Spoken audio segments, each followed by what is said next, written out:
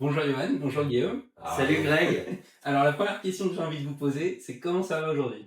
Bah, un peu fatigué, on est encore jet lag. Et toi, Johan? Bah moi je suis encore en touriste. Ouais, il sort de l'avion. Moi ça va. Parce que les amis, si vous ne saviez pas, en fait, Johan et Guillaume reviennent de Las Vegas, où ils ont participé au congrès Magic Live. Donc c'est un grand congrès, c'est peut-être l'un des plus grands congrès au monde avec Blackpool. Juste après Blackpool, Juste je pense après, que ça doit être un des plus grands. Ouais. Et c'est un congrès sur lequel vous pouvez croiser au détour d'un stand David Copperfield, rien que ça, ou encore David de Blaine. grands noms de la magie comme David Blaine, comme Penn et Teller, comme Jeff McBride, effectivement. Vraiment des très grands noms. Et donc vous avez eu la chance de côtoyer donc, ces légendes sur quelques jours, c'était je crois du 3 au 7 août. Et puis vous avez également visité Las Vegas, vous avez vu également de nombreux spectacles.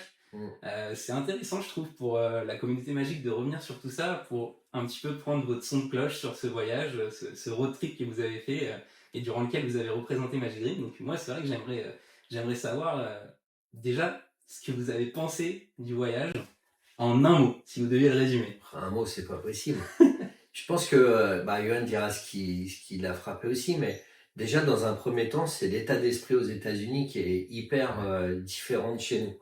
C'est-à-dire qu'ils sont dans l'entertainment. Ils sont dans le spectacle, ils sont très positifs, ils sont curieux. Enfin, les démos au stand, ils te remercient à chaque fois que tu fais une démo. Enfin, il y a un accueil qui est incroyable chez eux.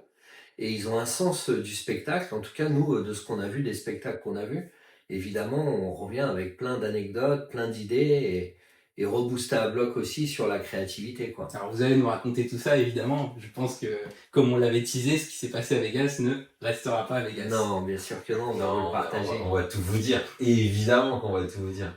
Non, mais en un mot, moi j'aurais dit vraiment inimaginable. Parce que je pense qu'on s'attendait pas à vivre un congrès d'une telle intensité, une convention d'une telle intensité. C'est vrai. Et comme tu le disais, effectivement, c'est démo sur démo et il y a une vraie volonté, du public, des visiteurs, des magiciens de vraiment découvrir des choses. Et curiosité générale. C'est différent de Blackpool par exemple, où là il y a tellement de marchands, tellement de visiteurs que du coup à un moment donné ça bascule et les gens peuvent aussi passer juste devant ton stand. Là on sentait vraiment que ça flânait, qu'il y avait un vrai moment convivial, amical, et ça c'est quand même quelque chose qui est aussi très américain, voilà, la côté curiosité, entertainment, ils apprécient que tu te donnes, quoi. Voilà, donc c'est aussi justement les personnes qui nous regardent, il y a combien de personnes à peu près sur un congrès comme le Magic Live? 1600 participants. Ouais, ce qu'on nous a annoncé, c'est en tout cas plus de 1000, on le sent vraiment. Après, bon, on nous donne le chiffre qu'on nous donne. Mais c'est différent. En France, c'est super convivial pour nous aussi, parce qu'on connaît nos clients. Là, on allait, ça je pense qu'on peut commencer aussi par là, c'est que en France, on a la chance d'être quand même assez apprécié, assez connu aussi. Donc c'est vrai que ce qu'on aime bien quand on arrive sur un congrès en France, comme celui de la FFAP par exemple, ou notre congrès à nous, qui est le congrès rendez-vous, les gens nous connaissent, donc c'est toujours un moment très convivial, très amical, où effectivement on va montrer des choses. Mais c'est vrai que les gens nous connaissent. Là, on arrivait entre guillemets un petit peu en terre inconnue. On est un petit peu des outsiders, quoi, on va pas se mentir. T'es devant un énorme stand Vanishing, t'as un énorme stand Penguin. Bon, voilà, on est un petit peu. Ils connaissent les créations du label Magic Dream, bien sûr. Exactement. Ils ne connaissent pas tant que ça, ils connaissent, mais les États-Unis, c'est très grand. Et on était là aussi pour se faire connaître.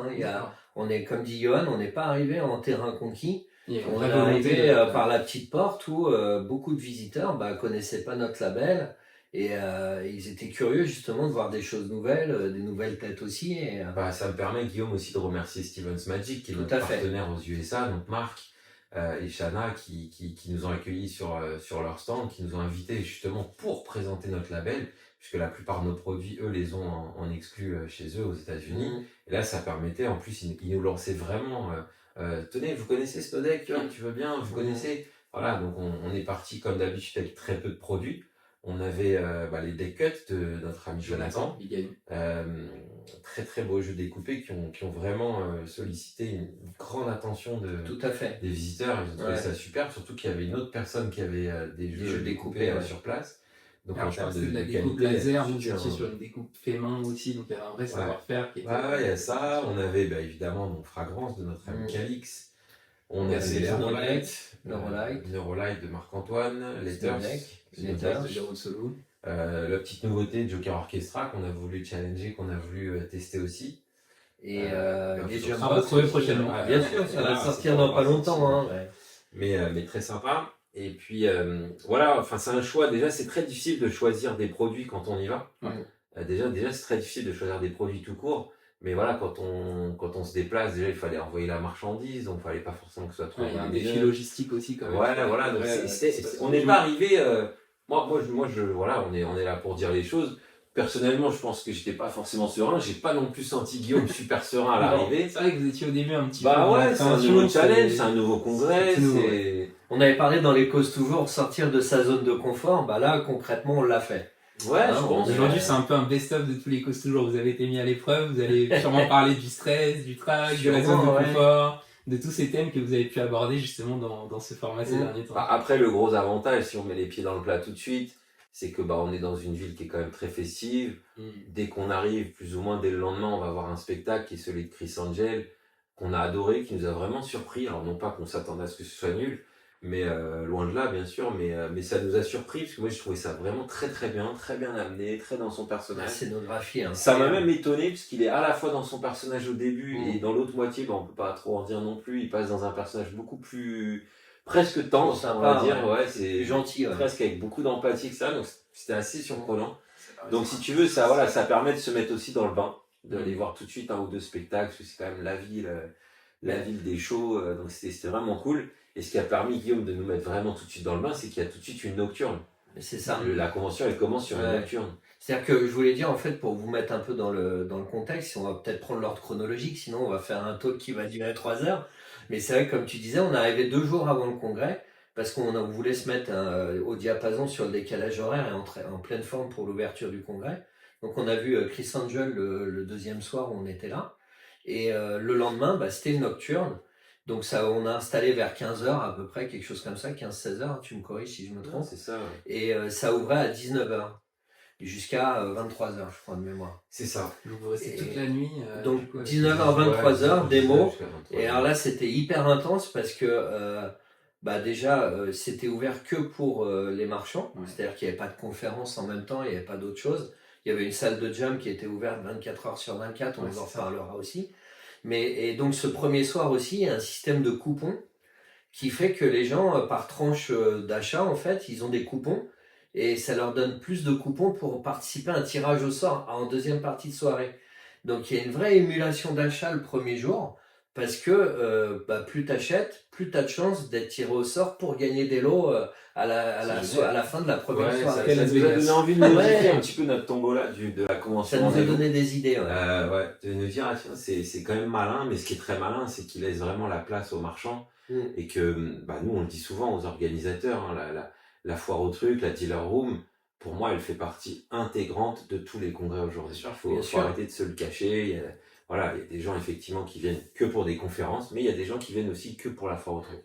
Et donc là, c'est vraiment, pour moi, je trouve que ça donne le ton du respect qu'ils ont aussi par rapport aux marchands. C'est-à-dire, les 4 heures qui vont suivre, de 19h à 23h, c'est que les marchands, allez-y, allez découvrir.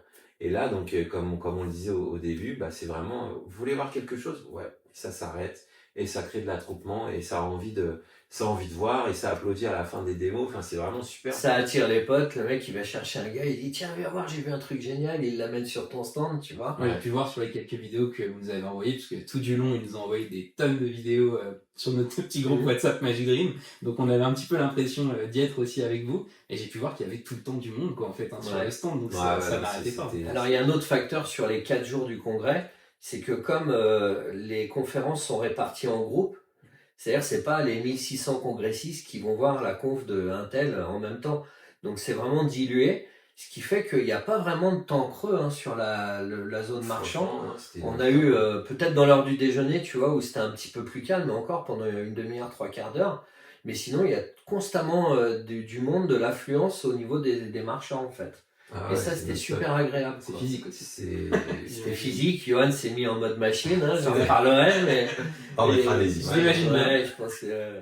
Mais non, c'était... en fait, déjà moi j'aime bien les gens. Donc déjà quand je suis en congrès, je me dis, J'aime bien montrer des choses. Partager, ouais. Partager, ouais, je suis pas toute l'année en boutique aussi, hein, comme Max ou d'autres dans l'équipe.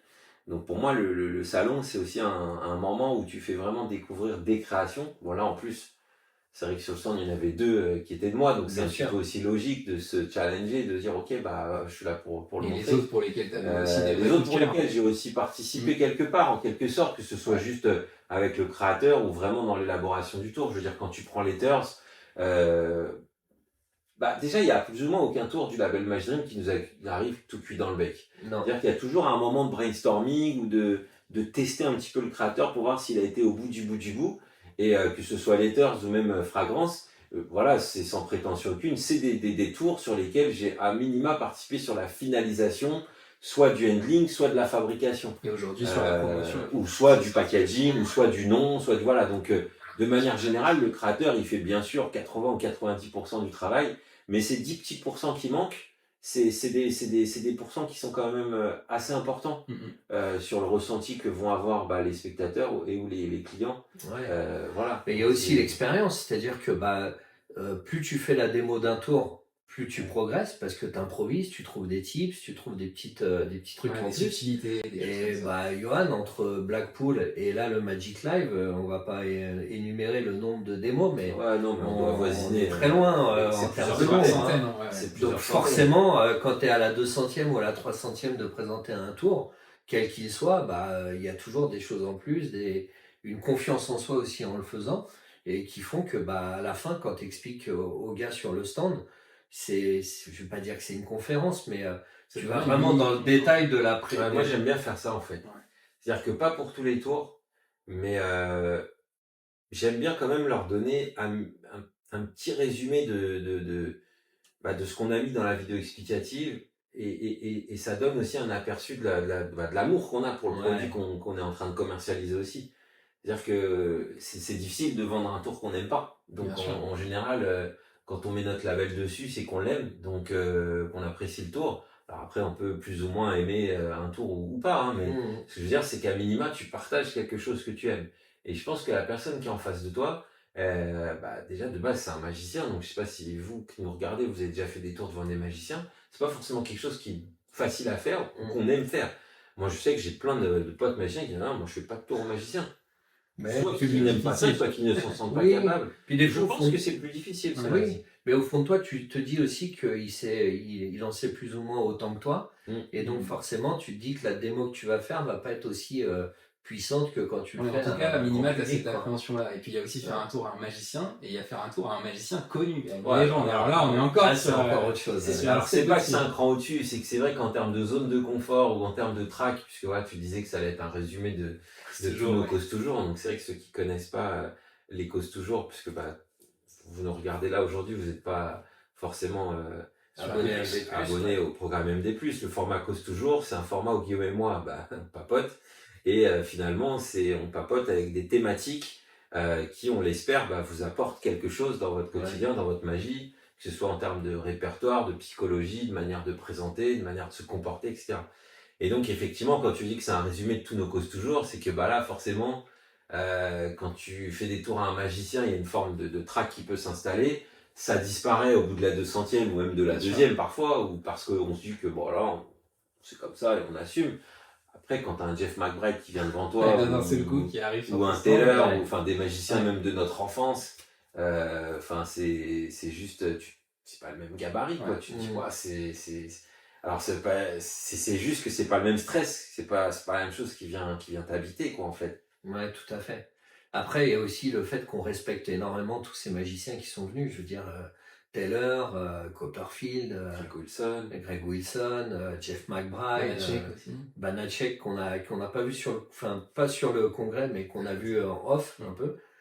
Tous ces gens-là, c'est des gens pour qui on a énormément de respect, donc forcément, il y a toujours une petite pression avant de s'adresser à eux, quoi.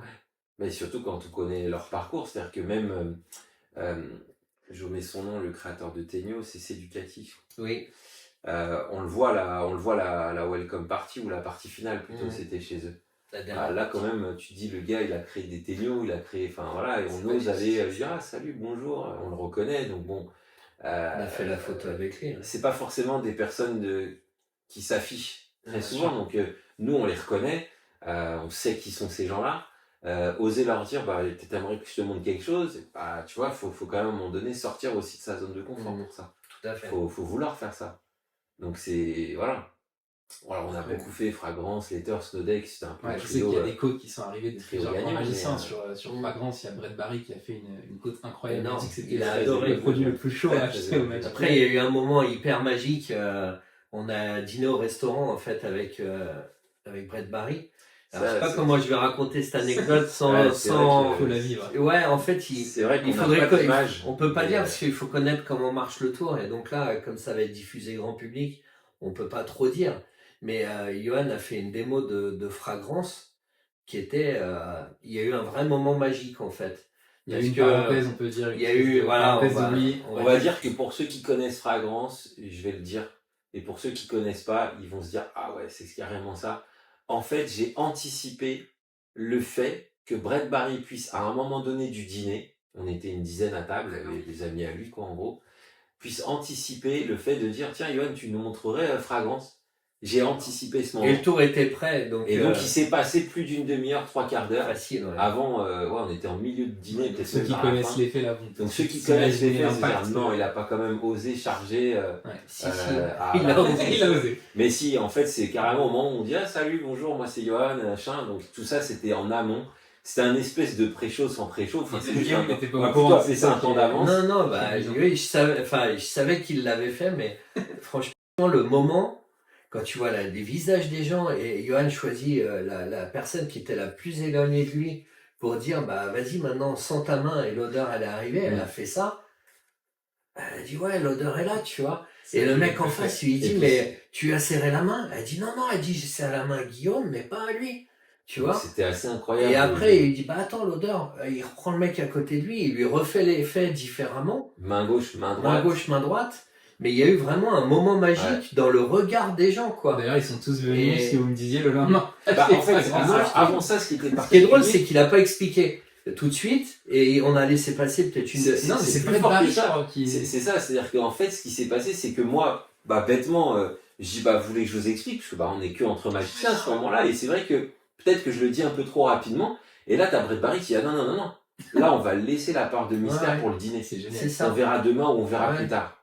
Et donc, tu laisses tout le monde sur l'idée qu'on a parfumé une main ici, que l'odeur, elle a disparu, qu'elle a voyagé au bout de la table, qu'elle est revenue chez quelqu'un d'autre dans sa main gauche, mais qu'elle a à nouveau redisparu pour arriver définitivement dans sa main droite, que tout le monde peut enfin sentir. Et donc, Fragrance, là, c'était une démo. Décrit comme ça, là, c'est... Ah non, mais c'est clair. Vraiment, pour moi, c'était...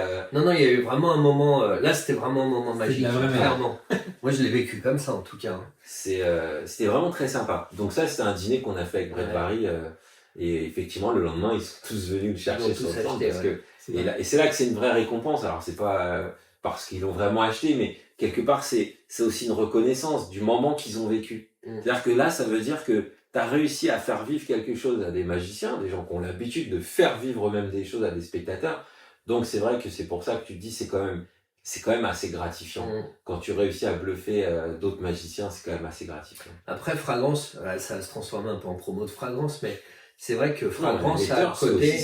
Later, ça a très bien marché. Mais Fragrance a un côté tellement original de faire de la magie avec une odeur qu'il n'y a pas tant de choses comme ça sur le marché, quoi.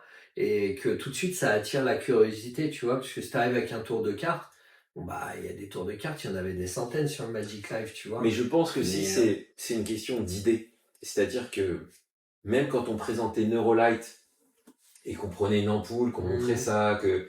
en fait, c'est les présentations, ouais. C'est la démo, les idées, bien sûr. C'est comme Snowdeck quand ils nous disent, mais c'est un choix libre. Ah oui. Et tu me dis qu'il n'y a pas de produit sur les cartes. Et tu me dis qu'il n'y a que 52 ou 54 cartes. Aussi, oui. Ça permet de... Là, à un moment donné, ils réfléchissent et c'est vrai que... Alors bon, c'est vrai que c'est un peu presque très ricain, mais le fait de ne pas comprendre et d'être bluffé, ils ont presque envie de l'acheter. Tu as souvent eu carrément même des gens qui ont matérialisé cette pensée en me disant j'ai pas compris donc ça me suffit. Là c'était une énorme récompense, c'est-à-dire que là cette anecdote elle est assez incroyable et on va commencer presque par la fin au début. C'est que là à ce moment-là je fais Fragrance à Taylor et à Randy Pitchford. Donc Randy Pitchford c'est le nouveau propriétaire du Magic Castle à Los Angeles et à la fin on pourra mettre les images en même temps. je n'ai pas compris, c'est assez, j'achète. Mmh. Donc en fait, le gars se dit, tout ce qui va me bluffer, je vais l'acheter, quoi. C'est quand même assez incroyable. Donc il y a Taylor à côté, et lui, voilà, l'odeur disparaît, l'odeur réapparaît, comment ça, attends, qu'est-ce que j'ai vécu là? Donc c'était magique. Surtout qu'il ne voit pas d'accessoires, puisque je fais une version donc, qui est expliquée dans la vidéo explicative, où l'accessoire en lui-même, on le voit pas, n'apparaît jamais pendant la routine, en fait. À aucun moment il est présenté. Donc pour eux, et d'ailleurs, à force de le faire, mon texte, c'était vraiment de manipuler l'invisible. Donc voilà, on peut manipuler des cartes, on peut manipuler des pièces, on peut manipuler des balles éponges, mais comment on peut manipuler quelque chose qu'on ne voit pas? Et donc du coup, tout ça, ça crée une ambiance, un certain... Ça leur fait vivre une expérience aussi. Exactement. Donc c'était assez bien amené, puisque pour le teasing, je disais, mais ça c'est vraiment, c'est à force de le faire, parce que je l'avais jamais présenté comme ça en presta, en fait. Je disais, bah écoutez, un magicien manipule des pièces, des cartes et plein d'objets. Un mentaliste manipule déjà des choses qu'on ne voit pas, comme voilà, l'esprit, comme les mots, des pensées. Mais là, je ne sais pas ce que vous allez vraiment vivre, c'est ni l'un ni l'autre, c'est un peu quelque chose entre les deux, et on va essayer de manipuler quelque chose qu'on ne voit pas, qui ne serait pas une pensée, qui est une odeur, et là, c'est magnifique. Pour eux, c'était très fort. Tu le faisais aussi avec le Snow Deck à l'époque, je crois, tu disais, est-ce que vous voulez voir un tour de magie ou une illusion, et selon ce qu'il répondait, t'avais... Ouais, alors là, le texte que j'ai modifié, et c'était assez intéressant comme ça, c'était qu'à la fin, quand je dis, bon, pareil, pour ceux qui connaissent le Snow Deck, je dis, mais est-ce que si je vous avais montré cette carte-là, ou celle-ci, ou celle-ci, est-ce que votre pensée aurait changé? Donc là, en général, 99 fois sur 100, on me dit non. Je dis, vous savez pourquoi? Parce qu'en fait, ce n'est pas la carte que je vous ai montrée qui est blanche, qui a fait votre pensée, c'est votre pensée qui a conçu la carte. Et là, tu vois, ça crée une espèce de... Ça les fait réfléchir. T'as quelque chose qui fait réfléchir. Est-ce que c'est le fait d'avoir vu une carte blanche qui m'a fait penser au 6 de pique, ou est-ce que j'ai pensé au 6 de pique et j'ai fait une projection sur cette carte blanche? Tétale, dos rouge, pour ceux qui connaissent, 99 fois sur 100, boum, 6 de pique. Wow. C'est fascinant. Fois sur 100, et même à David Copperfield. On y reviendra. Je pense que c'est le moment d'en parler. C'est sûr. C'est vrai que ça a été le Copperfield, quoi. Donc déjà, on est tous à peu près fans de Copperfield, moi le premier. Fan ou non, il a percé notre enfance, quoi qu'il arrive, qu'on ait aimé ou qu'on ait critiqué ou quoi que ce soit, ou qu'on ait essayé devant des clients, dire mais vous savez, c'est de la télé, moi je vais vous faire un tour de carte. Ça reste Mister David Copperfield. Je veux dire, c'est une légende. On peut même pas dire que c'est un magicien. Pour moi aujourd'hui, c'est ce qu'on se disait un peu en off quand on a un petit peu raconté cette convention. C'est pas un faiseur de tours, c'est pas un magicien. Pour moi, il est au-dessus de tout, puisqu'il vous fait des choses que vous ne verrez nulle part ailleurs. Exactement. On peut pas raconter son spectacle, parce que si à partir du moment où c'est interdit de faire des photos et filmer, c'est que je pense que ce qu'il veut qu'on dise, c'est juste aller le voir. Bien sûr. De toute façon, même si tu le racontes, on nous croira pas. Ouais, c'est ça. Non, mais tu veux dire. Mais je pense qu'il veut que tu le racontes comme toi tu l'as vécu. Oui. Et donc chacun justement projette un petit peu sa vision. Donc effectivement, il fait le tour d'un petit peu tous les stands. Jusqu'ici, on n'a pas un grand mérite, même s'il il fait pas tout. Ça commence comme ça. Donc en fait, ça commence. En fait, ça commence. Moi, Johan était sur le stand. D'accord. Déjà, moi, je le croise et je dis à Johan, il y a Copperfield. Il y a une sorte d'émulation. Déjà, tu sens que tout le monde. Déjà, tout le monde dit putain, il y a Copperfield et tout le monde sait que de toute façon, il fait tous les stands. D'accord. De toute façon, c'est un passionné. Et il vient par curiosité, il vient pour trouver des trucs aussi. Donc, il va sur tous les stands et il reste un petit moment sur tous les stands. Et il est entouré, il y a Chris Kenner. Il s'apprête aux jeux des photos. Moi, j'avais une photo de lui du temps où on avait fait la bande dessinée, le comic book test. Donc, j'avais offert le comic book test à l'époque. Donc, ça remonte à au moins 10 ans, quoi. Plus que ça, 15 ans. Donc, ça a passé. Donc, donc c'est déjà des très beaux moments de dire, j'ai réussi à faire une photo avec lui, c'est magnifique, etc. Là, il s'avère qu'il fait au minimum 2 stands sur 3 ou un stand sur 2. Il flotte un peu sur la foire, sans forcément rechercher des trucs. Mais encore une fois, il est au même niveau que tout le monde. À savoir, vous voulez voir quelque chose? Bah oui. Par contre, le mec, il est timé. Donc, pour moi, c'est pas le meilleur. Beaucoup de temps. C'est ça, tu vas pas lui faire tout. Donc voilà. Et donc, effectivement, à un moment donné, on le voit arriver droit devant nous. Là, qu'est-ce que tu ressens? En l'occurrence, c'est Yoann. C'est vous deux? Vous êtes Yoann. les deux sur le stand ou... Ouais, on l'attendait. On l'attendait. Guillaume, il est légèrement sur le côté. Moi, je suis derrière prêt à dégainer la caméra. Il faut savoir qu'on est invité par Stevens, donc le stand n'est pas très grand. On peut pas être à 4 derrière non plus. Donc moi, je trouvais une place juste sur le côté pour faire mon job de filmer Yoann, les démos, et puis aller aussi sur les stands chiner des trucs, quoi. Et donc là, Yoann, tu le vois arriver vers toi. Ah ouais, je le vois arriver déjà. Franchement, je me dis, voilà, la légende, elle est là. Ça y est, c'est pour nous. Il vient vers nous. Donc, il est à côté de Chris Kenner, qui est son assistant de toujours, hein, parce que moi, j'ai toujours entendu associer son nom, alors pas pour ses passages télé, mais l'homme de l'ombre, j'ai toujours entendu parler de Chris Kenner. Je crois pas avoir eu la chance de le rencontrer avant, mais j'ai toujours entendu parler de lui. Voilà, par Sébastien Clerc, par d'autres, Benoît Grenier, probablement. Qu'on a eu récemment. Donc, j'ai toujours entendu parler de cet homme-là sans savoir vraiment à quoi il ressemblait, quel était réellement son rôle. Mais par contre, dès qu'ils arrivent sur le stand, tu comprends qu'il y a un vrai binôme. Tu comprends que c'est l'homme de l'ombre, mais tu comprends qu'il est quand même aussi, que c'est pas un exécutant. Qu'il a quand même un certain regard sur ça, et ça se confirmera quand on a visité. Il y a énormément de gens qui bossent pour David Copperfield, donc là c'est vraiment l'assistant. Voilà. Ouais, c'est son bras droit. Je pense très très pas forcément dire assistant, ouais, c'est son bras droit. Ils sont amis, ouais. Je pense il y a une relation qui va beaucoup plus loin.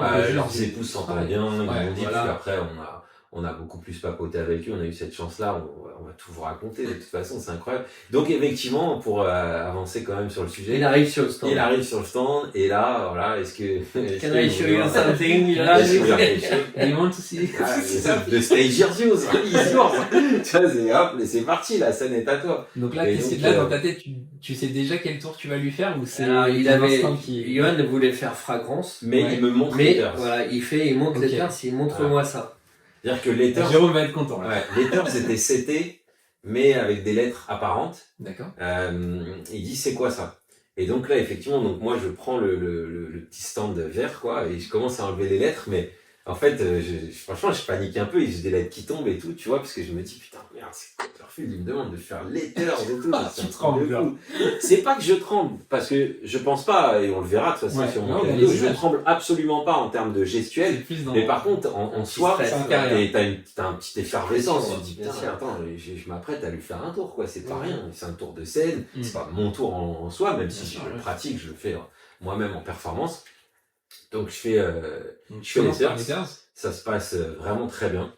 Donc voilà, hop, le mot, aidez-moi à chercher un mot, le mot carotte, c'est ma prédiction. Et là on verra les images. Ouais, vraiment du visage. Alors faut savoir qui sautera. Alors voilà, ça c'est des joueurs de poker. Hein. Il sautera jamais de joie devant toi. Par contre, tu lis dans des regards. Là ça ment pas. Quand ils se regardent tous les deux, tu vois passer des mots. Hein. Faut pas être mentaliste, tu vois passer des mots dans leur tête. Là, perso, ils ont pas compris. On va pas se mentir, ils ont pas compris comment ça marchait. Moi, c'est vrai que Letters, je montre relativement souvent comment ça fonctionne tout de suite. Donc là, on le verra aussi dans les images qu'on va vous sortir en extrait. On voit tout de suite que dans leur tête, ils se disent « Oh, c'est malin. Oh, que c'est malin. Que c'est malin. » Et ça se confirmera dans ce que Chris Kenner nous dira quelques jours plus tard. On va c'est un tour qui va les marquer, en tout cas, sur le... Moi, j'enchaîne sur Fragrance, parce qu'encore une fois, c'était comme ça. Donc, je me dis, je sais pas combien de temps ils vont nous accorder. C'est sûr que j'aurais préféré dire, vas-y. J'aurais pu directement faire un tour à toi. J'aurais pu faire Snowdeck, j'aurais pu faire n'importe quoi. Mais je mets en avant les créateurs. C'est ce qu'on a toujours fait. Donc ça, je tenais à le souligner parce que c'est ce qu'on a toujours fait chez Marvel aussi. Moi, j'enchaîne sur Fragrance. Solo, Calix. Fragrance, il est CP. J'ai salué tout le monde. Copperfield, j'ai beaucoup de respect et je sais qu'il touche pas les gens. Donc j'ai pas touché David Copperfield. Donc j'ai fait Fragrance sur une personne qui était à sa droite et avec Chris Kenner qui était à sa gauche. On voit bien que quand Chris Kenner il sent sa main, il fait j'ai de la cerise. Copperfield, ils se regardent. Ils sont un peu... Et moi, en fait, ça y est, je suis lancé, tu vois. Donc, c'est-à-dire que là, par contre, je me dis, bon, ça y est, j'ai montré Jérôme Solou, j'ai montré l'ami Calix, Il dit, moi, je peux vous montrer quelque chose de plus. C'est-à-dire, je le lâche pas parce que je sais que si je le lâche, ça y est. Je ne dis même pas, je peux vous montrer. Ouais, ok, ça me fait something else. C'est qu'il sent qu'il va avoir quand même des choses qui l'interpellent. Ouais, je pense qu'il est resté sur le stand pour ça. Voilà. Il est resté pour ça. Et donc là, je finis par Snowdake, très malin, très ceci, très cela. Il nous achète des produits, il repart avec. Et là, pour nous, bah voilà. Il a lâché, je crois, un petit clever. J'ai entendu dans une vidéo. Nice guys. Là, on est des gamins.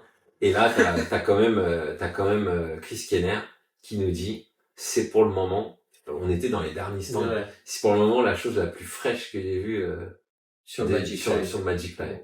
You guys bring the most fresh things. Fresh and French. J'ai mis là, franchement, c'était ça déjà, là, c'était fort. Ouais. Là, c'était fort. Ils repartent. Bon, nous, on est comme des gamins. Est-ce qu'on peut dire ce qu'ils ont acheté aussi? On finit. Ça reste de leur j'en veux deux comme ça, un comme ça, il a dit. Ouais, au début, il a dit deux comme ça et deux comme ça, ouais. Et après, il a dit non, un seul là, deux et un. Et il les a achetés. Mais ce qui est fort, c'est que, ils repartent, et la journée se termine, et le lendemain matin, et ça, franchement, c'est l'anecdote. Tu vois, tu me disais, tout à l'heure en un mot, ouais, on trouve pas forcément en un mot, même si on pourrait dire incroyable, inimaginable, etc. Mais par contre, le vrai moment, pour moi, hormis le musée, etc., qui est extraordinaire, et qu'on va raconter aussi, le vrai moment, c'est que on prend le petit-déj au Starbucks le matin, comme tous les matins, on est avec Stéphane Gecko et sa femme, qu'on salue d'ailleurs s'ils nous regardent, très bon moment avec nos amis. Et là, Guillaume, il dit, la foire au truc, c'est dans 1 heure, ça commençait à 11h le matin, il était à peine 10h. Il dit, bon, moi, je vais à la chambre, on remonte comme d'hab, et puis on se rejoint vers 11h moins 5, parce que là, le stand est CT. Et moi, je dis, non, j'ai pris ma brosse à dents sur moi, je vais me brosser les dents là-haut, puis je vais recommencer à CT le stand. À ce moment-là, je crois que tu m'avais appelé en visio, tu m'avais dit, ouais, je vais descendre, et je suis pas ouvert, et t'as dit, ouais, mais je vais. Ouais, mais c'est pas grave, je vais aller voir un peu à la casa, le sentiment et donc, j'arrive sur le stand, et là, au bout de 20 minutes, une demi-heure. Donc, t'es tout seul. La foire est fermée. Ouais, la foire est fermée. Moi, j'étais en WhatsApp avec ma femme, tu vois, et puis, au départ, il t'a prévenu, non, il t'a pas prévenu. Non, moi, j'ai pas vu son message, en fait. Ah, il t'a envoyé un message. Ouais, il m'a envoyé un message, mais moi, j'étais en WhatsApp avec ma femme, je l'ai pas vu. Mais j'étais en chemin, tu vois, pour la zone marchand. Et je disais, ouais, quand même, Johan, la démo, il assure grave et tout, tu vois. Et puis, je dis à ma femme, je dis, regarde, je suis chez les marchands, c'est pas encore ouvert, ça ouvre dans une demi-heure, tu vois. Je lui montre la zone marchand comme ça avec la vidéo, je dis, regarde, il y a personne, il y a du monde que sur un stand, et c'est le nôtre, tu vois. Et c'est vrai, de loin, sur notre stand, il y avait un petit attroupement, tu vois. Et donc, je rigole avec elle, et puis en même temps, je m'avance, tu vois. Normal. Et je dis, non, mais c'est Copperfield qui est revenu. Là, je lâche ma femme. Et là, j'ai raccroché direct. Parce qu'elle m'a pas dit au revoir. mais pour reprendre, là, à ce moment-là, donc au bout d'une demi-heure, moi, j'avais installé tout le stand, j'avais été voir un peu à la Casam, Chris Smith, voilà, toutes les personnes qu'on connaît un petit peu, etc. Et là, je vois Copperfield arriver au départ tout seul. Sur ton stand. Et la foire est fermée, donc je me dis, attends, c'est lui, quoi. Il y a 1 ou 2 personnes qui sont derrière lui, mais je sens bien que c'est des gens, entre guillemets, qui le protègent. Donc, tu avais un des organisateurs du congrès, pour éviter que les gens le polluent trop, sans doute. Et donc, il vient me voir. Il vient me voir portable à la main. Donc, son portable à la main. Et il me dit, alors, je voudrais pas embellir la chose, et par honnêteté, je sais plus s'il me dit, est-ce que je peux te filmer? Ou je vais te filmer, tu vas me montrer toutes les subtilités qu'on a vécues hier. Et là, je comprends qu'hier, ils ont dû vivre un truc de ouf, tu vois. Ouais. Et donc, à ce moment-là, il me parle de fragrance, en fait. Il me dit, mais attends. Et là, il appelle quelqu'un, et c'est son fils. Il dit, attends, d'abord fais-lui. Ah oui, sans rien dire. D'abord fais-lui. Donc, il tenait à ce que lui donc, voilà, donc du coup, je me mets à le faire à son fils. Pareil, voilà, ça dure 2 minutes, parce que après, c'est vrai que c'est délicat, en congrès, on fait pas forcément la présentation, par exemple, que Calix ferait. Parce qu'on doit aller aussi un peu plus vite, bien sûr, ou que vous feriez en gala. On n'a pas forcément le temps de faire vraiment l'entièreté de la routine. On doit faire ce qui, selon moi, est la chose la plus percutante, le voyage, et on doit le faire relativement rapidement. Les gens, ils ont pas 10 minutes à te consacrer. Bien sûr. Et encore moins lui, quoi. Donc je le fais à son fils et tout, et il me dit, ok, maintenant, vas-y, est-ce que tu peux nous l'expliquer, etc.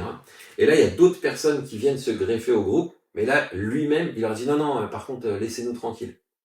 Donc du coup, on se retrouve seulement avec Copperfield, son fils, Chris Cagnard nous a rejoint, l'organisateur du congrès, un autre visiteur, je sais pas qui c'était, et Brett Barry. Voilà. Et Brett Barry avec qui on a dîné la veille, et je dis Brett, can you record? Et là, donc Brett se met à filmer Copperfield, Copperfield est en train de me filmer. Et de là, plus ou moins à ce moment-là, Guillaume est arrivé depuis 2-3 minutes, et donc Guillaume est sur l'autre angle, on le voit d'ailleurs dans Guillaume est toujours choqué. Et moi, je suis sur une autre planète. Déjà une fois, t'es content de l'avoir vu, mais alors 2 fois. Et là, qu'ils viennent te voir en te disant, explique-moi, montre-moi step by step, je vais enregistrer, donc je lui explique le parfum, le ci, le ça, on peut pas trop en dire, mais c'est dommage, mais il dit, attends, remontre-moi. Alors, je te dis, mais attends, c'est incroyable, ouais, c'est un petit consulting privé, là. Donc là, bon voilà, on l'a fait courte, bon bref, ça se termine comme ça se disperse un peu, mais lui reste au stand, et là, je lui dis, est-ce que je pourrais te montrer des choses qu'on ne t'a pas montrées, qui ne sont pas en vente, et qui seront mis en vente dans les quelques mois, mais que j'ai sur moi pour montrer à quelques personnes. Donc on lui montre mon sablier, et j'apprendrai plus tard qu'il a trouvé ça malin, parce que lui-même a un sablier dans son spectacle, mais qu'il a un sablier de plus d'1 mètre de hauteur, avec lequel il fait tout un truc. Et donc c'est pour ça, je comprends le regard qu'il a eu avec Chris Kenner, quand je lui ai montré mon sablier. Je comprends pourquoi ils se sont regardés, mais je le comprends a posteriori, puisque je vais voir avec Guillaume son spectacle que 2 jours après. Il lui a montré une routine complète avec... Pas complète, je lui ai juste rapidement raconté les faits, le principe, pourquoi le sable se cristallisait. Enfin, vous verrez, de toute façon, c'est imminent, ça va sortir bientôt. Avant la fin de l'année. Et je lui montre notre fameuse ampoule et nos fameux FP lumineux qui vont sortir, mais qui en plus est une application avec plein d'applications embarquées, donc MATT. Most Advanced Thumb Tip, on peut le dire, puisque c'est imminent, on va bientôt lancer le Kickstarter. C'est le plus gros projet, je pense, sur lequel... déjà, premièrement, c'est le plus gros investissement financier déjà, qu'on ait engagé dans toute l'histoire de Magic Dream. Voilà, c'est quand même un très très très gros projet. On s'attendait pas un jour à produire un truc électronique de cette ampleur-là. Donc on lui montre ça, et là, il est, mais alors... complètement pris dans le truc, quoi. Et là, il me dit, ok, prends mon mail. Là, c'est le Graal. Là, c'est la classe à Vegas. Là, c'est la classe à Vegas. Donc là, j'ai tremblé. Là, j'ai pris mon portable, donc il me donne son mail.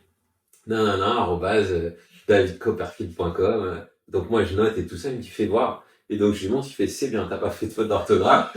Ça m'a fait rire. Et là, t'as Chris Kenner qui dit, prends mon mail aussi, tu me mets en copie. Et prends mon téléphone portable. Il me dit comme ça, tu m'envoies un texto quand tu lui envoies un email pour être sûr qu'on était ton email, et tu nous écris avant que ça sorte. Et là, alors là, vraiment, c'était le Graal.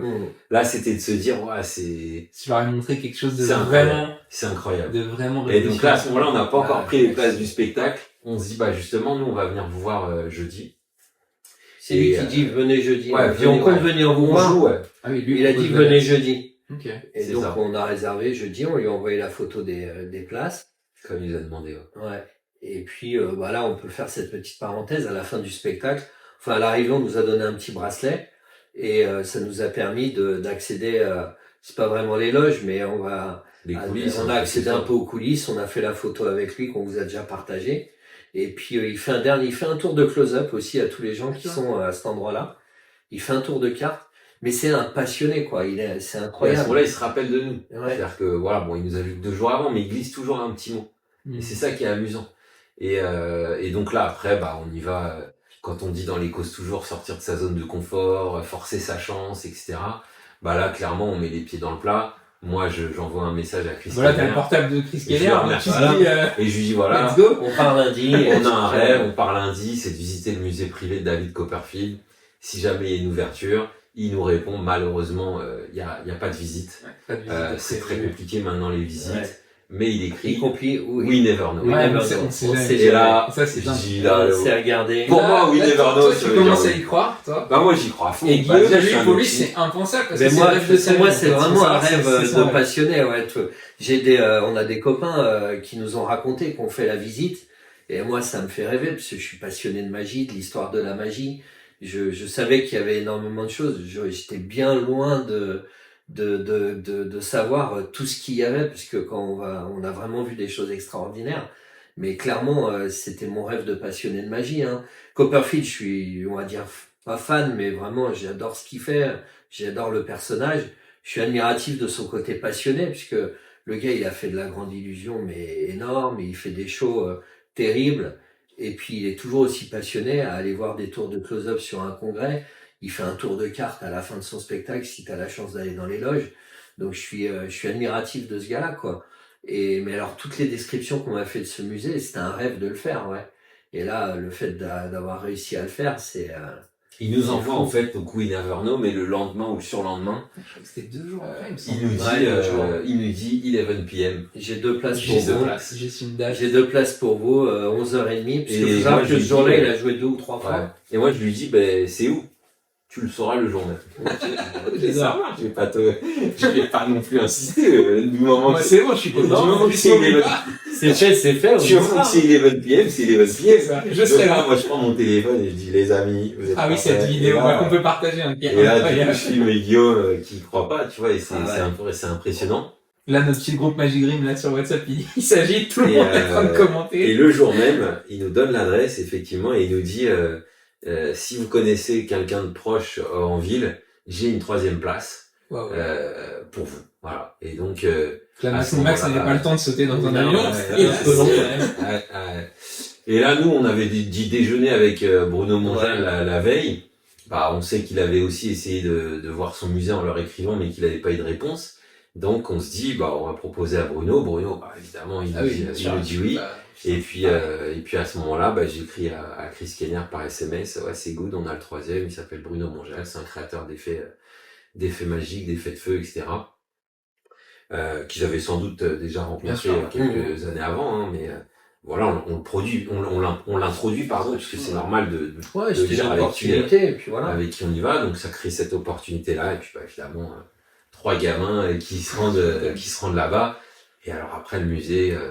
Là, t'as pas le droit de prendre de photos à ce moment-là à l'intérieur. Alors en fait, déjà, ce qui est fou à Vegas, si on peut dire, c'est que les gens sont très respectueux de ça, c'est-à-dire que quand l'annonce elle passe, photos et vidéos interdites, c'est photos et vidéos interdites. Personne ne prend son téléphone pour prendre des photos du spectacle. Alors attention, c'est très surveillé. C'est-à-dire que si t'as le malheur de faire ça, t'as tout de suite un vigile qui vient te voir et qui dit, je te le dis une fois, pas 2, la deuxième fois, tu sors de la salle. Donc voilà, ça c'est quand même... Mais ils ont ce côté-là où leurs numéros, ils vont pas traîner sur YouTube, etc. Parce que rigoureusement, le public n'a pas le droit de prendre son téléphone portable. Donc quand tu arrives dans le musée et que Chris Kenner te dit en amont, voilà, par contre, on vous dira quand vous pourrez prendre des photos et ce que vous pourrez prendre en photo, mais ce qui est dans le musée ne sort pas du musée en termes d'image. Donc ça déjà, ça pose le décor. Et chose étonnante, comme disait Guillaume, c'est que il fait un show à 19h, il fait un show à 21h, et à 23h, il se pointe devant son musée. Parce que c'est lui en fait qui assure la visite. Parce que c'est lui qui va faire la visite. Une grosse partie de la visite, c'est lui. Ça a duré combien de temps ça en tout, la visite du musée? 2 heures. 2 heures. Parce qu'on a dû commencer à 11h30. Ouais, et à 2h du matin, on était encore là. 2h15, on était sur le parking. Et donc là, il vous présente en fait tout ce qui... Non, mais c'est plus que ça. Non, mais là, c'est un cheminement, c'est compliqué. Déjà, on peut raconter peut-être le début quand même. C'est-à-dire que quand tu arrives devant, il a reproduit un magasin de vêtements en fait, d'un tailleur.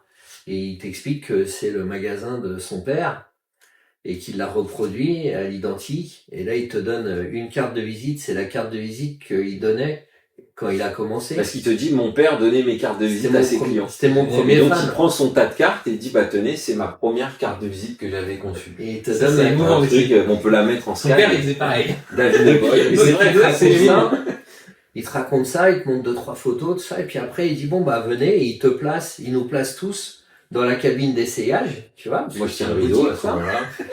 Et puis là il appuie sur un bouton, et là il y a le miroir qui pivote, et là tu rentres dans une autre salle. Guillaume, t'étais à côté de moi, t'as dû l'entendre, quand il me donne la carte de visite, il me fait smell your finger. Ah, c'est énorme. Il fait le clin d'œil fragrance. C'est énorme. Le gars, pour te dire toujours ce côté, je t'ai reconnu, je vois qui t'es. Et je vois le tour, tu vois. Donc, il nous fait rentrer dans cette cabine, je te laisse... Donc là, il nous fait rentrer dans la cabine, il appuie sur un bouton, et là, il y a une porte qui s'ouvre. T'arrives dans un espèce de bureau immense, on t'installe dans un canapé. Donc, il t'explique, il te montre 2-3 portraits, il te montre des œuvres d'art avec des portraits de Copperfield. Son premier dessin de sa première... Son premier dessin de la carte de visite, tout ça. Et puis là, il nous montre un film qui retrace un peu toute sa carrière du début à aujourd'hui. La Statue de la Liberté qui disparaît. Ils expliquent que David Copperfield, c'est devenu un nom commun, un adjectif qui est rentré un peu dans les films, à la télé. Quand un mec disparaît, il s'est fait Copperfieldiser, tu vois, un truc comme ça, traduit en anglais, quoi. Et donc voilà, donc la vidéo géniale qui retrace toute sa carrière. Et puis là, après, démarre la visite. On te dit qu'en fait, t'es dans ces... C'est vrai qu'au début, ça paraîtrait le culte de la personne. Oui. Mais c'est très ricain, ça. Ouais, mais moi, ça m'a pas choqué. C'est pas vulgaire, en fait. C'est pas surjoué. C'est qui il est, en fait. C'est une légende.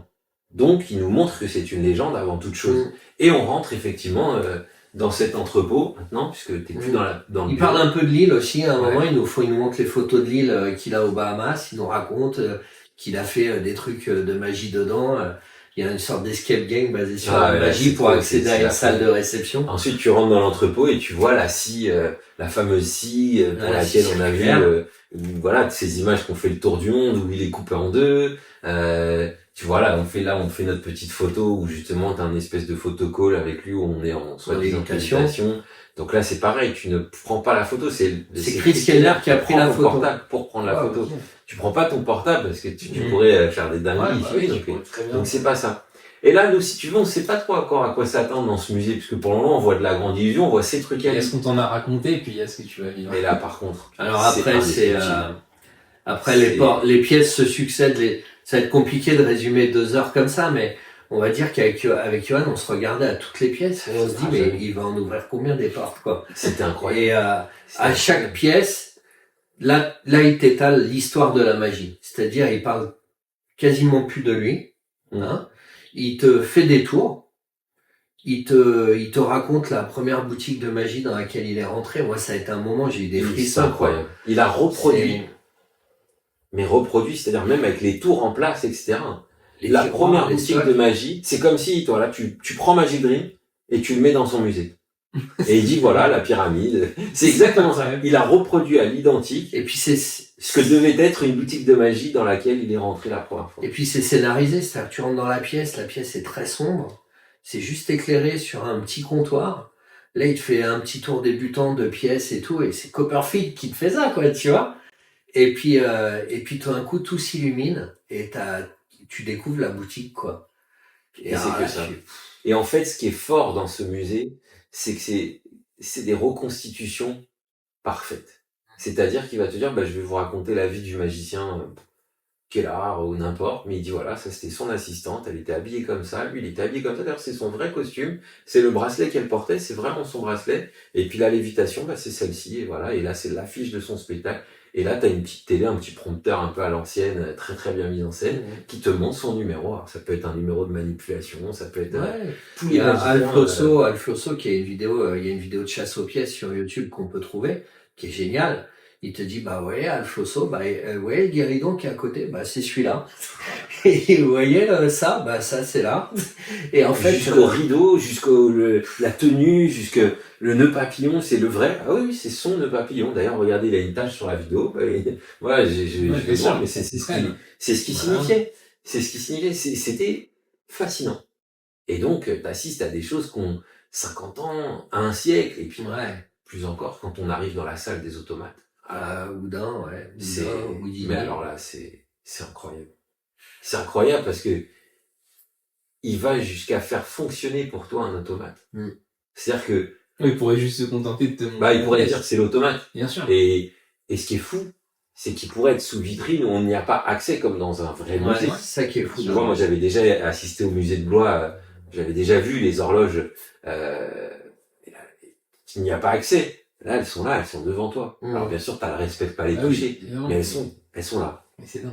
Elles sont là et il fait fonctionner un automate avec un oiseau. Et puis ils te racontent, ils te disent que par exemple à un moment il y a eu, tu sais, c'est des vieux objets, donc ils te disent à un moment voilà il a fallu le réparer.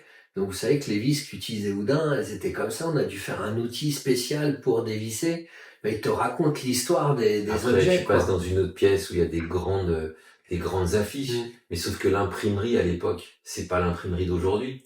C'est pas quand tu vois un grand panneau 4x3 dans la rue, Carrefour à 200 mètres. Ça n'a rien à voir. Il t'explique les assemblages de couches, les impressions de couleurs, etc. Et là, il te déroule des grandes tapisseries à la manière de ce qu'on peut voir dans les films, où tu vois une grande devanture. Tu vois, je pense à ceux qui ont vu The Greatest Showman, des films comme Le Prestige, Illusionniste, etc. Bah, tu voyais que dans ces grands théâtres, on déroulait des grandes affiches. Bah, en fait, il les a, c'est celles-ci, et ce sont les originales. C'est ça. C'est dit à l'époque, il y avait que 2 imprimeurs d'affiches. Enfin, il te déroule tout, quoi. Et avec des petites anecdotes à chaque fois, vraiment personnalisées, qu'on trouve pas forcément dans les bouquins, quoi. Et quand on arrive dans la salle sur Houdini, donc là, bah, évidemment, encore une fois, surtout pas de photos. Mais par contre, il autorise à ce qu'on lui donne notre portable pour qu'on prenne la même pose que Houdini devant la bibliothèque d'Houdini. Donc on va vous mettre les photos en même temps. Ils ont reconstitué la bibliothèque d'Houdini. Il y a une photo d'Houdini adossée à la bibliothèque. Et donc il te dit, bah vas-y, prends la même pose. Il prend ton téléphone et il fait la photo. Et du coup, t'as la photo, la même pose que Houdini contre la bibliothèque d'Houdini. C'est surréaliste. C'est dingue. Ça laisse sans voix. Ça laisse sans voix. Et en même temps, ce qui est incroyable, c'est qu'à ce moment-là, il te dit, là, vous allez signer dans le registre comme quoi vous êtes venu. Donc là, de livre d'or. Donc là, c'est pas un livre d'or. C'est juste la signature. Parce que non. Si tu mets un petit mot comme un livre d'or, on pourrait. C'est un registre. Un livre d'or. C'est un registre. Mais c'est un registre. C'est-à-dire que tu fais pas ce que tu veux. Ouais. T'écris la date. T'écris ton nom. T'écris un petit mot si tu veux qui tient sur une ligne, 10 cm sur une seule ligne. Et tu donnes le stylo au suivant. C'est-à-dire que tu dois juste tracer que tu es venu voir ce musée. Et c'est fascinant. Alors moi, j'ai écrit mon nom, machin, et j'ai écrit, pour faire ce clin d'œil à ce tour du parfum qui est fragrance, j'ai mis, il sent comme une odeur d'impossible dans ce musée, mais nous l'avons vu, quoi. Et pour nous, c'était impossible. Moi, personnellement, ce que j'ai vu pour moi, c'était impossible. Ouais. Bah, clairement. Clairement, tu vois des trucs en 2 siècles, tu les vois fonctionner. Il te fait des tours. Copperfield, il te fait des tours. Il emprunte une bague, il a fait disparaître. Il fait l'oranger de Robert Houdin. Enfin, on va pas tout raconter, mais il te fait des tours, quoi. Le mec, il a fait 3 shows ou 2 shows à Vegas, d'1h20 chacun, etc. Il est 1h du matin dans son entrepôt. Il y a 10 fait des personnes. tours. À peine, on était 10. Ouais, c'est 8, 9. Je crois que c'est 8 et on était 9. Ils avaient dit, ah ouais, ça va être juste. Du coup, incroyable. Mais de toute façon, ils peuvent pas plus parce que c'est tellement intime. Ouais. Et puis, comme disait Johan, ce qui est vraiment incroyable, c'est que les objets sont pas sous vitrine.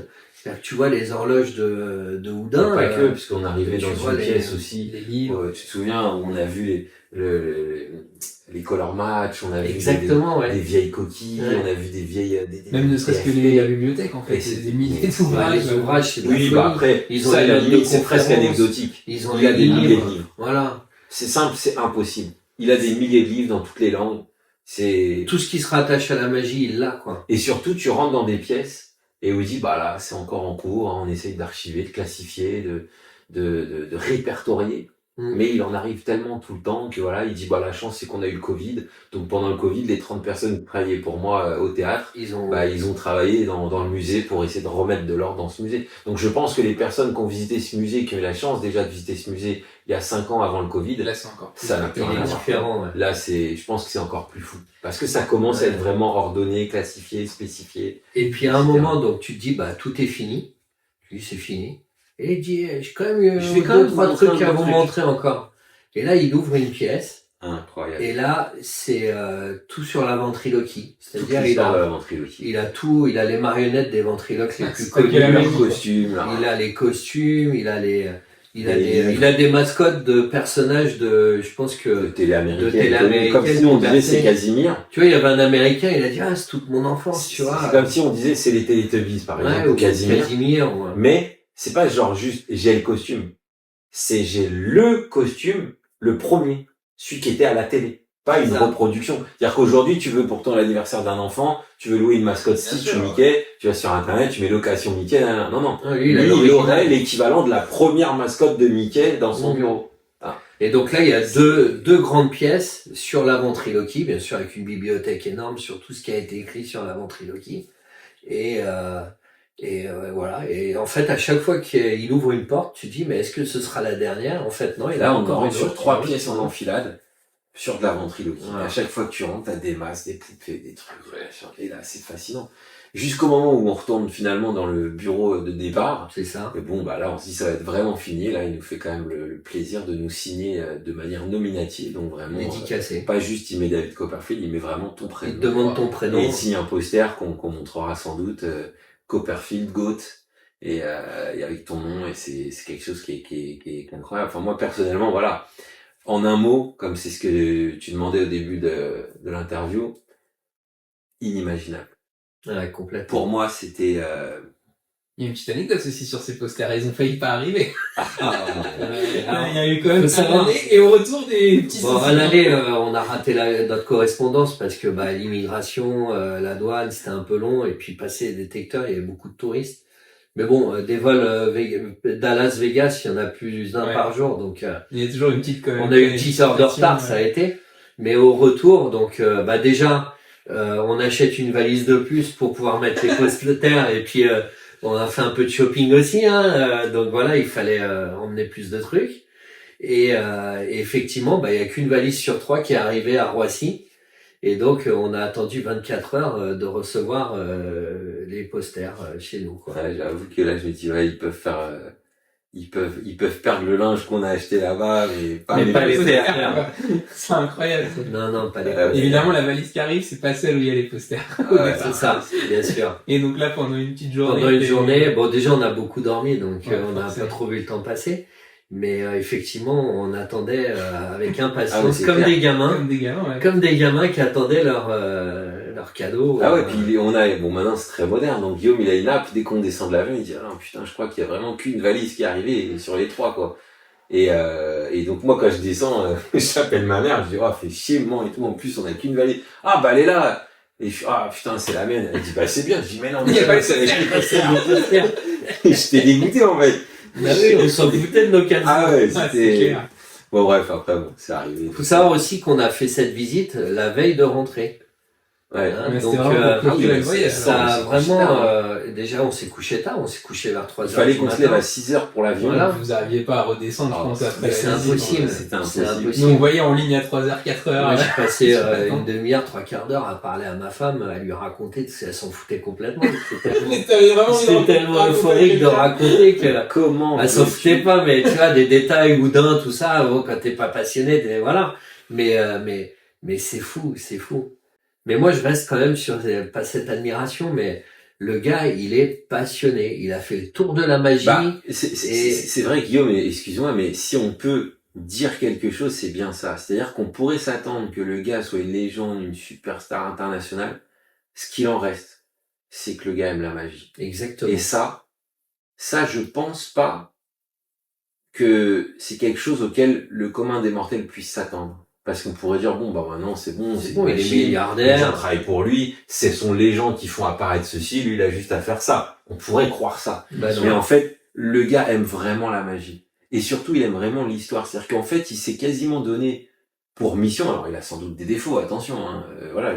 Mais en tout cas, il a pour mission, il s'est donné ça pour mission, et puis maintenant, je veux dire, je pense que tout le monde un peu dans le monde travaille pour lui. C'est-à-dire que c'est vrai que si demain, nous, on avait quelque chose d'assez rare, peut-être qu'on se dirait, bon voilà, on peut appeler qui? Donc on appellera lui, on pourra appeler Georges Proust, on pourra appeler des gens de cette envergure-là, qui sont vraiment passionnés, qui aiment l'histoire de la magie, qui aiment la magie, et à qui on pourrait, ou même un vieux livre, on pourra appeler Georges Naudet, ou des gens comme ça. Mais il faut connaître ces gens qui sont passionnés, de rassembler ces preuves, de rassembler ces choses que la magie a existé, elle a existé comme ça. Et ce que tu apprends dans la visite du musée, mais ce qui est un peu le reflet du film Le Prestige, ou Illusionniste, je confonds un peu ces deux films-là, c'est qu'à l'époque, les magiciens s'espionnaient entre eux, en fait. Ouais, parce que il y avait pas YouTube, il y avait pas de débinage. Déjà, le débinage, ça n'existait pas. Donc, ils allaient s'espionner entre eux pour savoir comment telle lévitation fonctionnait, pourquoi ce magicien avait tel succès dans les théâtres et pourquoi pas toi, etc. Donc, puis même fascinant. La créativité, je vais pas dire qu'aujourd'hui c'est plus facile, parce que la démarche créative est toujours compliquée, mais ne serait-ce qu'en surfant, en allant voir, aujourd'hui, sur ton ordinateur, tu as une fenêtre ouverte sur le monde entier, sur tout ce que les magiciens font. Alors même si c'est pas bien de copier, mais forcément, on peut fortement s'inspirer. À l'époque, il n'y avait pas d'internet, c'est-à-dire tu voulais voir ce que faisait un magicien, fallait aller le voir. Et après, c'était la description des... traverser le monde entier. C'est ça. Je veux dire, tu devais aller voir un magicien connu qui est dans l'Est du monde, bah, tu fais quoi? C'est ça qui est incroyable, c'est que c'est une autre époque qui te raconte, et lui a réussi à rassembler, bah, à la fois le costume, le ceci, la grande illusion, les pièces. Voilà, ça, ce sont vraiment les pièces qui faisaient apparaître. Bernard Milis, c'est son numéro que j'ai acheté. Comme ça de rencontres. C'est plus pour du close-up. Ouais. Mais Bernard, pareil, moi, Bernard, je ne pourrais pas comparer avec Copperfield, mais c'est un peu le même genre, c'est-à-dire qu'il est toujours aussi passionné. Il donne des cours, après tout ce qu'il a fait en magie, les télés qu'il a fait, etc., tu lui montres un nouveau tour, il a les yeux qui brillent. Si, moi je pense qu'on peut les comparer dans cette volonté de partage.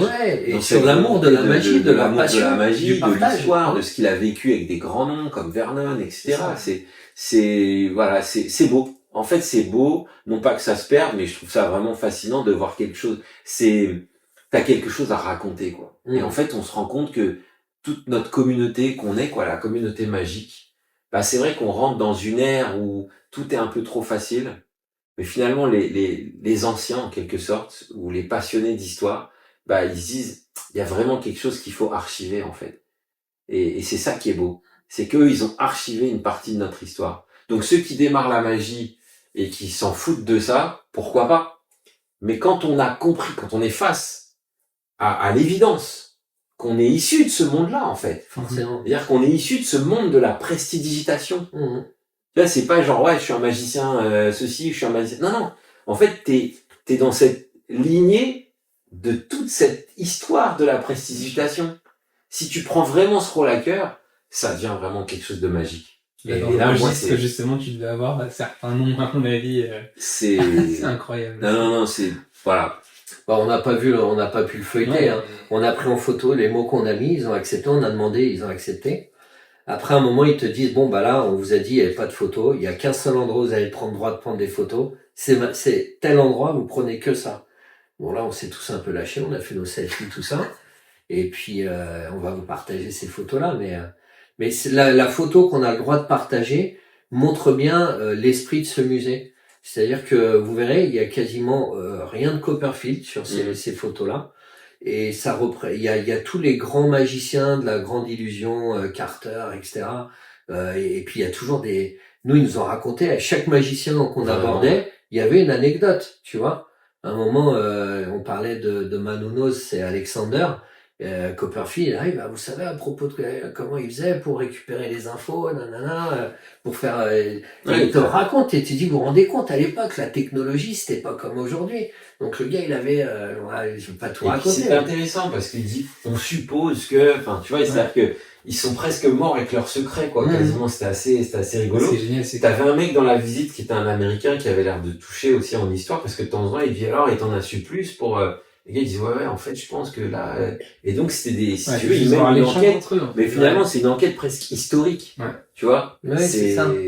C'est fascinant. Et puis, ce qui est intéressant, c'est que c'est pas du tout l'échange que tu aurais vécu sur un congrès, quoi. T'es vraiment dans une ambiance totalement... Non, là, c'est un moment de partage. Mais ce qui est fort, mais alors là, ce qui est très très fort, c'est que bon, je commence à être un petit peu fatigué, la visite va se clôturer, merci messieurs, donc on est mis à la porte, mais il est plus de 2h du matin. C'est-à-dire que là, moi, je m'attendais pas du tout à ce que ça dure autant. Hein. Et là, il me prend un petit peu à part, il dit, je voulais te dire, parce que mon fils, quand tu as fait le tour, je voulais avoir ton avis sur l'idée que tu puisses toucher la main du spectateur. Donc, c'est-à-dire que là, il me prend un petit peu à part, et il remet une couche sur donne-moi ton avis sur ça. Et donc là, je lui dis, tu sais, ce qu'on fait, c'est quand même pas évident. On doit vous convaincre en quelques secondes ou minutes d'un tour qu'on ne ferait peut-être pas du tout comme ça devant le public. Peut-être que moi, je lui serrerai pas la main dans le public. Peut-être que je lui ferai un tour et que je leur ferai un autre et un autre et un autre et qu'à la fin de mon spectacle, je ferai la cerise pour parler de fragrance. Je dis pour Letter, c'est exactement pareil. Et pour Snowdeck, je lui demanderais peut-être une carte au début du spectacle et c'est qu'à la fin qu'elle serait révélée dans ce... Voilà. Et là, il me dit, ouais, d'accord, ok, je comprends ta manière de penser. Ouais, c'est vrai. Et il s'en va.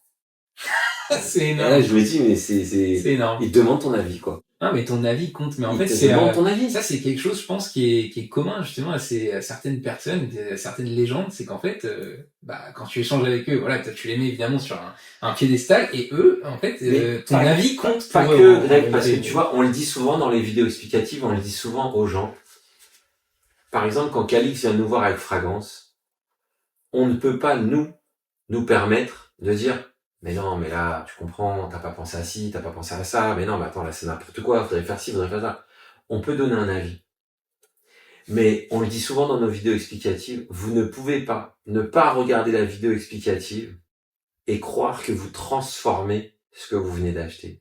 Pour moi, ce n'est pas possible. En revanche, on le dit très souvent au début de nos vidéos explicatives ou en fin de nos vidéos explicatives, on espère que vous trouverez une autre manière de le présenter, on espère même que vous l'améliorerez, peut-être, mais considérez que si le tour en est là, c'est quand même que le créateur a bossé déjà en amont dessus, qu'il a essuyé déjà des plâtres, qu'il a essuyé des choses. Il a déjà donc rodé, finalement, forcément. Quand Copperfield me demande ça, c'est qu'il se dit, bon, tout ce mec, il a dû le faire 1000 fois. Bien sûr, ouais. Il a pas tout à fait tort. Avec ce mec, il a dû le faire 1000 fois. Ouais. Bah, moi, il va prendre un raccourci, il va dire, à ton avis, c'est vraiment judicieux, tu penses, de faire ça? Oui, il va pas juste se dire, moi, je sais que je ferai mieux. Après, il en fera sa propre opinion. Il va venir prendre l'info. Il en fera Après, ils le mettent à leur sauce, mais ils prennent jusqu'au bout, ce que tu leur transmets. Tout comme moi, je vais pouvoir répondre, bah, moi, je le fais comme ça. Le créateur, lui, le fait comme ça. C'est ni mieux ce que je fais, ni moins bien ce qu'il fait. C'est différent. C'est juste que on a fait avec notre cœur, avec notre présentation, avec nos trucs. Moi, avec ma contrainte de devoir aller vite et de convaincre un magicien. Lui, avec son avantage de pouvoir prendre son temps et d'avoir affaire, entre guillemets, à des moldus et des spectateurs normaux. Donc, on ne peut pas avoir la même présentation d'un tour, soit devant un magicien, soit devant un moldu, et en plus, en fonction du temps imparti. Et là, bah, encore plus devant un Copperfield. Tu peux pas te dire, je vais le garder 10 minutes, c'est sûr. Je vais lui faire des temps d'avance, j'ai fait un pré-show avec un tel, et je vais lui mettre une banane avec un gars qui va arriver, qui va dire, machin. Ah non, ah non. Non, c'est la réalité, là. T'es dans la vraie vie, là. C'est, même si ça part un rêve, t'es dans la vraie vie, donc, tu fais des choses. Ah, bah, déjà, fallait pas se rater. En tout cas, c'était une super expérience. C'était magique. Il n'y a pas d'autre mot. On n'a pas gagné au casino. Non, mais on passe quelques images, quand même quelques tentatives. À chaque fois, et si je donne un richec? Non, mais après, voilà, si on résume, bon, déjà, on en a beaucoup parlé, mais c'est vrai que ce musée, cette rencontre avec Copperfield a été exceptionnelle. Après, on a fait un peu comme tous les magiciens qui vont à Vegas. Oui, on a fait tous les shows. On a fait le tour des spectacles. Franco, on a fait Franco, ça, on est là en Macking, dans le vlog aussi. Ouais, on vous mettra dans le vlog, on pourra vous mettre des petits résumés, pas des résumés de spectacle, parce que, regarde Guillaume, on est passé rapidement sur Banachek. Mais cette histoire, elle est folle. Parce qu'on rentre du dîner avec Brett Barry, il est au moins minuit, 1h du matin. Et on est avec la secrétaire internationale de l'IBM, donc le Brotherhood of Magicians, l'International Brotherhood of Magicians. Et elle dit, vous l'avez fait à Banachek. Mais genre, elle nous balance ça comme ça, pendant le dîner. Non. Dit non, je ne connais pas personnellement, j'ai pas cette chance-là. Attends, elle dit, attends, quitte pas, elle prend son téléphone, elle fait un mémo vocal. Elle dit, oui, salut, je suis avec des gars, là, en train de dîner avec Brett Barry, ce sont ses amis, ils ont un truc à te montrer. Est-ce que t'es au Orleans Hotel, donc le lieu où se passait la convention? Il lui répond limite du tac au tac, quoi. Ouais, j'y suis, je suis au bar, par contre, je peux pas vous attendre plus tard qu'1h du matin. Donc, on arrive, il fait genre minuit et demi, et nous, on voit Banachek au bar, mais en train de jammer, quoi, de brainstormer avec des gars et tout. Et nous, on n'allait pas aller le déranger, tu comprends, on n'est pas là, on va dire, salut, c'est nous, on t'a dit que nanani, nanana. Et elle arrive, elle dit, vous savez, vous lui avez montré? On dit, bah non, il est là-bas. Ah, attendez. La fille va le voir. Voilà, c'est une dame, elle doit avoir 70 ans. Elle lui dit, tiens, viens. Et limite, c'est comme si, l'image que j'en ai eue, c'est comme si elle le prenait par le calebasse et qu'elle nous l'amenait, quoi. Et elle dit, salut, tiens, viens voir, ce sont les gars dont je t'ai parlé. Lui, mais super gentil, salut les gars, bonsoir, salut, bienvenue, pareil, vous avez un truc à me montrer. Donc là, pareil, pas de temps d'avance, pas de temps de faire quoi que ce soit, tu rentres dans le dur et tu lui montres, mais tu te retrouves toi en tant que, moi j'aime beaucoup le mentaliste, tout le monde le sait, c'est pas un secret, Guillaume aussi. On se retrouve devant Banachek, à lui dire, attends, what the fuck, on va faire un tour à Banachek, quoi. Et on le bluffe. C'est-à-dire que, oui, ça se termine, et il dit, wow, on dira crazy guys. Si vous voulez une cote sur le produit, n'hésitez pas, vous me le dites, je vous la ferai. Alors, je vous la ferai pas tout de suite, j'aime bien m'imprégner du truc et de revivre un peu ce que j'ai vécu, mais je vous ferai une cote sur le produit, quoi. Donc, on est en attente d'une cote, d'une petite phrase clé pour le tour fragrance, notamment. puisqu'on a eu, voilà, on a eu le temps de lui faire ça. Non, mais mais c'était... il faut savoir que Et on a filmé, donc on peut... Il faut savoir que ces citations-là, ces quotes, en fait, hein, sur les tours de magie, on peut penser que c'est juste, tu donnes un tour de magie gratuit, puis t'as une citation, mais c'est pas du tout ça. Hein. Alors ça, tu fais bien de le préciser, parce qu'effectivement, il fut un temps, ce fut, je pense, une pratique que nous, on n'a jamais fait. Non. Ouais. Nous, on n'a jamais pratiqué ce sport, de dire, ouais, je te file des produits, fais-moi une côte, pas du tout. Nous, tout est réel. Alors, après, on a la chance de voyager et de pouvoir vraiment rencontrer ces personnes-là. C'est-à-dire que la plupart du temps, 9 fois sur 10, quand on va avoir une côte de Luca Volpe ou de ceci ou de cela, c'est qu'ils ont premièrement eu vraiment le produit en main, et parfois, ils l'ont vraiment fait, ils l'ont vraiment vu par nous. Donc, c'est pour ça que des fois, on a aussi la côte post-sortie du produit, et non pas forcément en amont. Ouais. C'est qu'on les rencontre pas forcément au moment où on a le proto, on les rencontre aussi parfois quand le produit est fait, ce qui est le cas par exemple pour les Letters ou Fragrance. Donc voilà, c'est mais voilà, tu fais bien de le préciser. Oui, parce qu'aujourd'hui c'est une fierté que des gens comme ça en fait aient pu justement associer leur nom en mettant des mots sur ce qu'ils ont vécu ou sur les produits qu'on a pu. D'abord, faut dire un truc, Greg, c'est que c'est une fierté mais pour le créateur. C'est-à-dire que nous, à chaque fois, on précise de qui ça vient. Moi, j'ai nullement la prétention de dire tiens, je vais te faire un truc. Ouais, bien sûr. Moi, à chaque fois, je dis voilà, c'est un créateur français, il s'appelle Calix, c'est un créateur français, il s'appelle Jérôme Solou, c'est un créateur français, il s'appelle un tel. Tiens, c'est de Marc-Antoine, tiens, c'est, tu vois, donc à chaque fois, on vient citer le nom de l'auteur, même si c'est au label Magic Dream. Moi, voilà, j'ai privilégié de faire Fragrance à Banachek. J'aurais pu lui dire, je vais faire Snowday, ou je vais faire Room 66. C'est du brutalisme aussi. Voilà, après, on a envie de mettre nos créateurs en valeur aussi. On le fait. Ça marche pas, il aurait pu trouver ça, ouais, c'est bien, merci les gars, et puis faire la politesse. Voilà, cordial. Tu vois. Mais là, c'est aussi les tours avec lesquels on avait décidé d'aller au Magic Live, donc forcément. Et on a régulièrement eu des citations sans les demander aussi. Et ça, c'est... ça, c'est le plus gratifiant. C'est ça. Là, en l'occurrence, quand tu dis, si vous voulez une côte, les gars, je vous la fais. Alors moi, je m'attendais pas du tout à ça, hein. En l'occurrence, on lui a pas montré pour en avoir une. Pas du tout. Voilà, c'est ça qui est bien. Déjà, on lui a montré parce qu'on nous a dit de lui montrer. On s'attendait pas du tout à ça. C'est ça. Donc non, c'était très très très beau moment. C'est magique. On vous partagera les photos, les vidéos, bien sûr. Il y a quelques inserts, des vidéos, il y a dans la photo à la fin du vol, vous avez toutes les photos de Vegas aussi qui s'enchaînent, qui sont quand même géniales. Et la ville, c'est le spectacle, c'est l'entertainment, c'est... Après, pour revenir un peu sur les spectacles, on a vraiment vu tous les styles, en fait. C'est-à-dire que Chris Angel, c'était génial, mais dans son style, Copperfield dans son style, Penn & Teller dans son style, Matt Franco dans son style. Penn & Teller, c'est une vraie leçon, tu le disais souvent, Guillaume, il tire le jus de tout. Mais ils vont au maximum du maximum. C'est-à-dire qu'un truc tout simple, qu'on pourrait finir en 30 secondes, ils en font un sketch. Un miracle, et c'est un sketch. Ils ont un binôme très... et puis il y a de l'humour. Et puis la manière qu'ils ont de le présenter, qu'ils ont de parler. Ils disaient leur show, ils changent régulièrement aussi. C'est des patrons. Je veux dire, là-bas, c'est des patrons. Ils ont le Penn & Teller Full Us. Et puis ils s'en cachent pas. C'est-à-dire que c'est des tauliers. Ils arrivent sur scène. Ils disent voilà, vous pouvez aller voir plein d'autres magiciens à Vegas. Dans 5 ans, vous allez les revoir, c'est le même spectacle. Nous, on change un tour par mois. Ce qui fait qu'à la fin, c'est ce qu'il dit. Donc il dit, vous revenez nous voir l'année prochaine à la même date, tout le spectacle aura changé. Vous revenez dans 6 mois, la moitié du spectacle aura changé. Voilà. La dernière fois que je les avais vus, c'était il y a un peu avant le Covid. Et là, il y avait qu'un seul tour, c'est la chasse aux pièces de Taylor qui est extraordinaire. Mais sinon, tout le reste était nouveau. Et je sais que entre temps, il y a des effets qu'ils ont fait que j'aurais aimé voir, mais que j'ai pas eu l'opportunité de voir. Pareil, qu'ils faisaient un truc avec des pièges à loups, c'était génial, mais j'ai pas vu. Non, c'est vraiment, c'est fascinant. C'était une belle convention. Nous, en tout cas, on sait qu'on y retourne. Ouais, on revient avec des étoiles plein la tête. C'était vraiment sympa. Et en plus, j'ai la chance d'avoir un nouveau jeu pour ma collection, qui est le bicycle du Magic Live. Alors tu vas le mettre où il n'y a plus de place, c'est ça le problème. Je vais le mettre là pour l'instant. Mais ouais, c'était vraiment sympa. Très bonne mentalité, très bon moment, et puis des choses gravées quoi, à jamais. Hein, je veux dire, voilà, on est des enfants. Merci en tout cas d'avoir partagé tout ça justement avec ceux qui pouvaient pas y être, qui n'ont pas cette chance justement, et qui peuvent, à travers justement vos mots, se projeter sur ce que peut être un congrès comme ça de légendes en fait. Et n'hésitez pas à commenter si vous avez des questions, commentez la vidéo. Comme d'habitude, on répond à tout. Likez, on répondra et puis on fera peut-être une petite vidéo de complément s'il y a beaucoup de questions. Ouais. Merci à tous en tout cas. Là, vous revenez quand même dans quelle optique, parce que j'imagine que maintenant c'est redescendu et que vous êtes remis au boulot. Moi, je suis pas totalement redescendu. Quitté. Ah ouais. Moi, j'ai du mal à redescendre. On est toujours dans cette optique de partager, c'est-à-dire que déjà on a l'habitude de faire des conventions, des congrès, donc là on va aller à la fin. Là ça continue là. Ça fait le mois d'octobre, il y a le Magical Spa le 15-16 septembre en Belgique.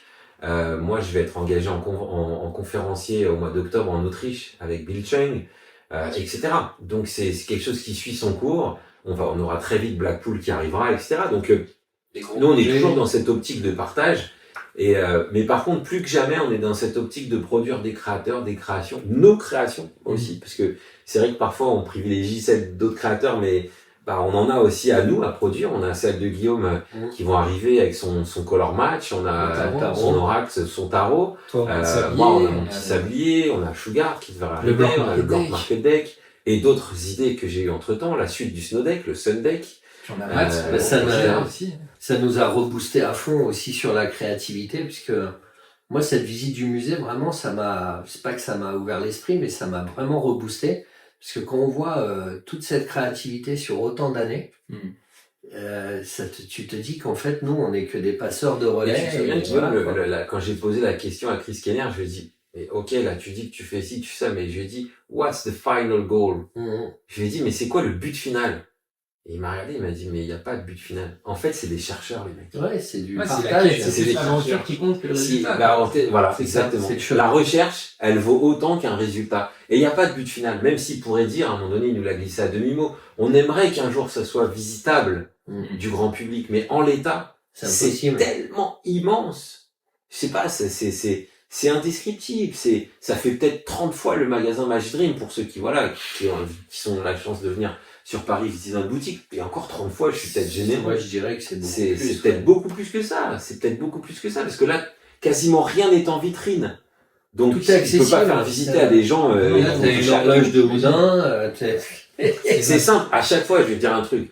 On reculait un peu, tu sais, genre, j'étais sur le qui-vive de pas. Moi, j'ai fait toute la visite dans les mains, dans les poches, tu sais, pour pas bousculer un peu, faire de maladresse. C'est des trucs qui valent des fortunes. C'est incroyable. C'est incroyable. Donc oui, toujours dans cette optique de créer, de partager avec vous, de faire grandir la communauté, exactement, de partager. Ce qu'on fait, on vous partage simplement un vécu. C'est un plaisir de partager, de faire grandir la communauté Magic Dream. Autour de du programme MD+, qui est quand même un programme assez sympa, parce que il y a ce côté un peu intimiste d'appartenance, et puis surtout la Magic Live, nous ça nous a donné plein d'idées pour la convention. Le rendez-vous, 14, 15 et 16 mars. Donc là, les dates, elles sont déjà. Et la billetterie va ouvrir fin août, début septembre. La billetterie va ouvrir fin août parce que vous allez déjà annoncer les conférenciers. Je sais que moi c'est moi ma partie, mais je sais que Greg, Guillaume, Alexia. C'est un cas encore. On en a 6 conférenciers, on en a 5 de confirmés, donc déjà. On peut en dire. Je crois qu'on a déjà annoncé un peu. Je crois qu'ils l'ont fait, mais sur un live avec quelques personnes. Ils ont annoncé, genre. Je ne sais plus lequel ils ont annoncé. Est-ce que ce serait pas Yann Frisch ou peut-être l'autre, peut-être David Stone. Ouais, je dirais David Stone, ouais. Ah ouais, j'aurais peut-être dit plutôt. On en a dit le quoi, en fait. David Stone, Yann Frisch, 14, 15, 16 mars. Et je pense que vous pouvez déjà réserver. Et les 4 autres, ils sont très très bien aussi, vous verrez. Ouais. Non, là, ça va être vraiment un beau moment encore. D'ailleurs, je les ai filés 2. Il y en a 2 que j'ai filmés au Magic Live qui étaient là, qu'on fait un petit message d'annonce. Et j'ai voulu dire qu'ils ont eu un énorme succès au Magic Live. Ouais, ça a cartonné sur on en dit peut-être déjà. On a produit. Ça en fait 4 là déjà. Ils les ont peut-être pas. Merci à tous. Merci de me suivre et puis à très bientôt. À bientôt. Merci Greg, merci. Ciao.